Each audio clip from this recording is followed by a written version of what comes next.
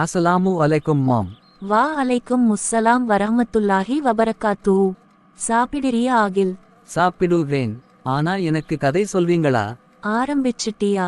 சரி சொல்றேன். நான் இப்ப படிச்சிட்டு இருக்கேன். புக்குல இருந்து தான் சொல்ல போறேன். சொல்லுங்க. நல்ல கதையா சொல்லுங்க. நபி ஸல்லல்லாஹு அலைஹி வஸல்லம் காலத்தில் நடந்த சம்பவம். நபி அவர்களின் செல்ல மகள் பாத்திமா ரலி வை பற்றிய நிறைய விஷயம் நமக்கு தெரியும்.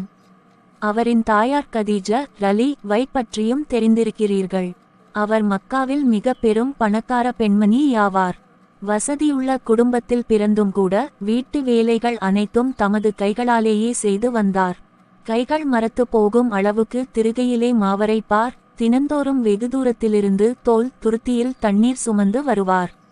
வீட்டை கூட்டுவதாலும் உணவு சமைப்பதாலும் புடவைகளில் புழுதி படிந்து ஆங்காங்கே கருப்பு கரைக படிந்திருக்கும். மாவு பிசைதல், குழந்தைகளை பராமரித்தல் போன்ற எல்லா வேலைகளையும் உடல் சோர்ந்து போகும் அளவுக்கு செய்து வந்தார். இப்படியே பல நாட்கள் கழிந்தன. ஒரு முறை போர்களில் காரணமாக நபி ஸல்லல்லாஹு அலைஹி வஸல்லம் அவர்களுக்கு அநேக அடிமை பெண்கள் கிடைத்திருந்தனர். அலி அவர்கள் மனைவி பாத்திமாவுக்கு இவ்வாறாக சொல்லிக் கொடுத்து அனுப்பி இருந்தார். உனது உதவிக்காக யாராவது ஒரு அடிமை பெண்ணை கேட்டு பெற்றுக்கொள் என்று கூறி நபி ஸல்லல்லாஹு அலைஹி வஸல்லம் அவர்களிடம் அனுப்பி வைத்தார். பாத்திமா அரைகுறை மனத்துடன் அங்கிருந்து சென்றார்.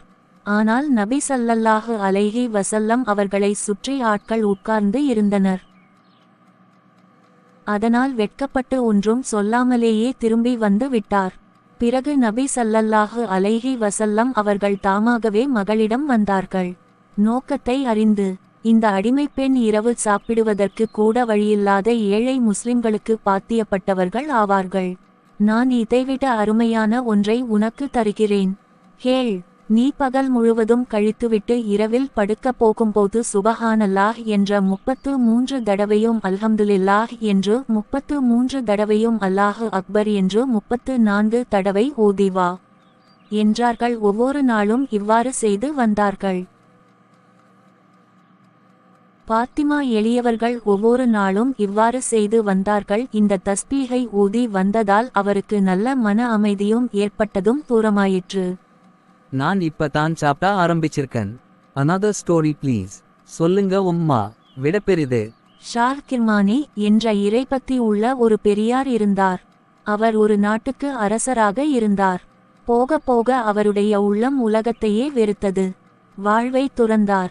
நாள் முழுவதும் அல்லாவின் வணக்கத்திலேயே கழித்து வந்தார். அவருக்கு அல்லாவின் மீது அளவற்ற நம்பிக்கை இருந்தது. அவரிடத்தில் எது இருந்தாலும் ஏழை எளியவர்களுக்கு கொடுத்துவிட்டு எதிர்காலத்திற்காக அல்லாஹ் கொடுப்பான் என்ற நம்பிக்கையில் இருந்து விடுவார்.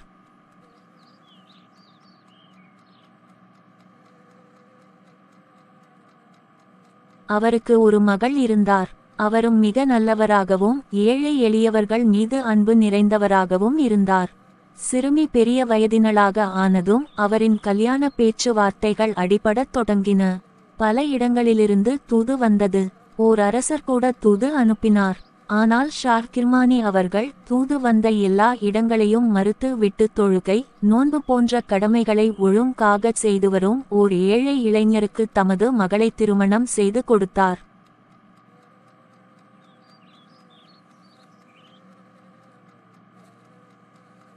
இளவரசி கொண்டு தந்தையிடம் விடைபெற்று கணவரின் வீட்டை அடைந்ததும் அங்கே ஓரிடத்தில் இரவில் மிஞ்சிய ரொட்டி துண்டு இருப்பதைக் கண்டு இது என்ன என்று கேட்டார். இது இரவில் மிஞ்சிய ரொட்டி துண்டு, இது நமக்கு நாளைக்கு உதவும் என்ற எண்ணத்தில் வைத்திருக்கின்றேன். அப்படியென்றால் இந்த வீட்டில் எனது காலத்தை கடத்துவது கடினம் என்று சொல்லியவாறு எழுந்து செல்ல ஆரம்பித்து விட்டார். எனக்கு இளவரசி முன்பே தெரியும், ஒரு என் போன்ற ஏழை மனிதனின் வீட்டில் எப்படி இருக்கப் போகிறாள் என்று. இல்லை, பிரச்சனை அதுவல்ல. நீங்கள் நல்ல பரந்த மனதுடையவராகவும் ஏழை எளியவர்கள் போக்கற்றவர்கள் மீது அக்கறையுடையவராகவும் இருப்பீர்கள் என்றே கருதியிருந்தேன். ஆனால் இங்குள்ள நடவடிக்கை முற்றிலும் மாறுபட்டதாக இருக்கிறதே. எப்படி? எனக்கு ஒன்றும் புரியவில்லையே. இன்று நீங்கள் மீதப்படுத்தி வைத்திருக்கின்ற ரோட்டி துண்டு இருக்கிறதே, அதை அரை பட்டினியாகவோ முழு பட்டினியாகவும் இருந்து இன்றைய இரவை கழித்திருக்கும் எத்தனையோ ஊனமுடைந்த ஏழை மக்களின் யாருக்கேனும் ஒருவருக்கு கொடுத்திருந்தால் எவ்வளவோ நன்மையாக இருந்திருக்கும். அல்லாஹ்வும் மகிழ்ச்சியாக இருப்பான். நாளைக்கு நமக்கு இன்னும் அதிகம் வழங்கியிருப்பான். ஆனால் துன்பப்படுபவரை பற்றிய சிந்தனையை உங்களிடம் இல்லையே. உங்களுக்காக அல்லவா இந்த ரோட்டில் துண்டை பத்திரம் பற்றி வைத்திருக்கிறீர்கள். எப்படிப்பட்டவருடைய எப்படி என்னால் வாழ முடியும்? மனைவியின் வார்த்தைகளை கேட்ட கணவர் விற்க முடிந்து இருந்த ரொட்டி துண்டை எடுத்துச் சென்று ஏழைக்கு கொடுத்துவிட்டு திரும்பினார்.